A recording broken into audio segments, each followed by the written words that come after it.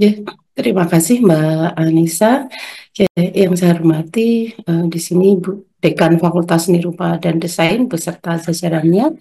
Ya, ada Wakil Dekan eh, PKU Perencanaan Keuangan dan Umum, kemudian Wakil Dekan Kemahasiswaan dan Kerjasama, kemudian ada juga Kepala Bagian Umum FSRD ISI Surakarta.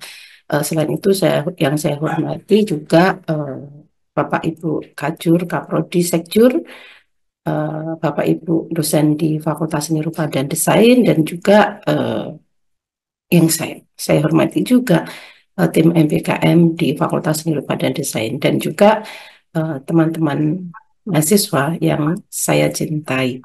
Oke, Assalamualaikum warahmatullahi wabarakatuh. Ya, untuk materi pertama, saya akan coba share screen dulu sebentar. Ya, sudah kelihatan ya share screen saya ya. Oke, eh, terkait dengan MBKM, saya kira ini eh, sudah, sudah, ini adalah batch yang keempat MPKM Mandiri di FSRD ini yang kita lakukan gitu, dan mungkin juga eh, teman-teman gitu mahasiswa juga sudah ada yang sebelumnya mengambil MPKM gitu ya. Jadi terkait dengan persyaratan itu saya kira hampir sama ya dengan semester-semester sebelumnya, cuman ada sedikit sekali tambahannya gitu ya. Oke, terkait dengan persyaratan itu yang pertama, ini sudah pasti jelas ya, hari ini teman-teman batas akhir membayar UKT, dan kemudian mulai minggu depan itu tanggal 3 sampai tanggal 7 itu KRS gitu ya. Nah, karena persyaratan dari mahasiswa MBKM yang pertama adalah mahasiswa aktif pada program sarjana terapan atau program sarjana dan terdaftar sebagai mahasiswa aktif di PD Dikti seperti itu. Jadi mulai tanggal 3 besok sudah mulai KRS. Kemudian nanti yang kalau sekarang statusnya ini sedang tidak aktif, ketika sudah membayar KRS divalidasi oleh pembimbing akademik, kemudian status teman-teman mahasiswa ini menjadi aktif gitu ya. Tuh, jadi syarat pertama adalah mahasiswa harus aktif di PD Dikti. Kemudian yang kedua, mahasiswa telah menempuh minimal 4 semester dan telah lulus minimal 80 semester. Itu artinya ini bisa dilakukan oleh mahasiswa mulai di semester 5. Kalau sekarang di semester genap, artinya ini bisa diikuti oleh mahasiswa semester 6 ke atas. Yang ketiga adalah memiliki rata-rata indeks prestasi kumulatif minimal 3,00. Oke, kemudian yang keempat, tidak sedang mendapatkan sanksi akademik dan non-akademik dari koordinator program studi. Yang kelima adalah mempunyai surat izin tertulis dari orang tua atau wali, kemudian memiliki surat keterangan sehat dari lembaga yang berwenang, ya, bisa dari dokter, dari puskesmas, kemudian tidak sedang menjalankan program MPKM lain dalam waktu yang bersamaan. Oke, kemudian belum pernah mengikuti program MPKM dengan skema yang sama. Jadi kalau misalkan di semester 5 kemarin gitu ya, atau semester 7 teman-teman mengambil MPKM untuk skema proyek kemanusiaan, maka di semester ini teman-teman tidak bisa mengambil skema yang sama, harus mengambil skema yang berbeda. Seperti itu. Jadi tidak boleh skema yang sama itu diambil dua kali, tetapi harus mengambil skema yang berbeda. Kemudian 9, memiliki komitmen menyelesaikan program MBKM, surat bertanda tangan dengan meterai. Dan ini nanti semuanya sudah ada di form MBKM, gitu ya. Ini sudah disediakan. Nanti teman-teman tinggal download di Siama, dan semua ini sudah ada di uh, form pendaftaran MBKM. Kemudian memperoleh persetujuan dari dosen pembimbing akademik dan kaprodi atau kajur. Jadi, teman-teman yang MPKM harus mendapatkan persetujuan dengan pembimbing akademik. Ya, itu. Jadi, kemudian yang 11 ini sebagai persyaratan tambahan, gitu ya. Kalau teman-teman misalkan punya bukti keaktifan mahasiswa ya sebagai anggota BEM, anggota HIMA, kegiatan panitia, panitia kegiatan, peserta seminar dan kegiatan lainnya, mungkin pernah ikut lomba apa gitu, ini bisa dilampirkan. Ya, jadi bukti keaktifan mahasiswa ini bisa dilampirkan ini sebagai persyaratan tambahan gitu. Jadi ini sifatnya tidak wajib gitu, tidak wajib. Tetapi kalau teman-teman punya bukti keaktifan mahasiswa, silahkan ini dilampirkan karena ini juga nanti akan menjadi pertimbangan dari tim MBKM untuk kemudian apakah mendapatkan pendanaan atau tidak gitu ya. Jadi kalau teman-teman punya bukti keaktifan silahkan nanti juga dilampirkan gitu ya. Tapi ini tidak wajib, ini sebagai persyaratan tambahan. Nah, kemudian yang terakhir adalah setelah mahasiswa dinyatakan lolos seleksi mengikuti program MPKM, wajib memiliki asuransi atau BPJS Kesehatan. Oke. Kemudian saya lanjutkan. Oke, terkait dengan alur pendaftaran MPKM, yang pertama ini saya warna merah gitu ya, karena teman-teman mahasiswa wajib konsultasi dengan pembimbing akademik dalam merencanakan MPKM.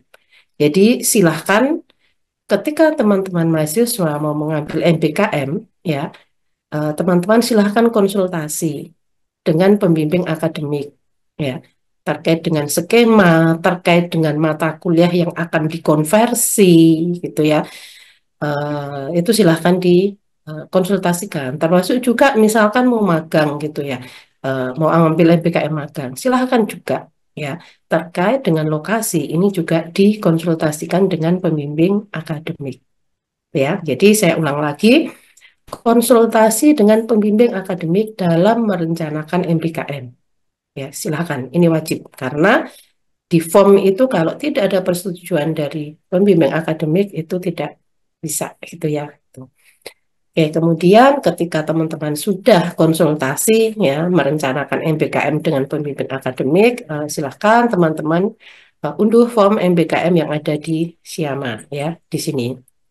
Semuanya sudah apa namanya disediakan di form MBKM ini. Jadi tinggal di Siama ada shot dengan MBKM, kemudian form ini bisa langsung diunduh.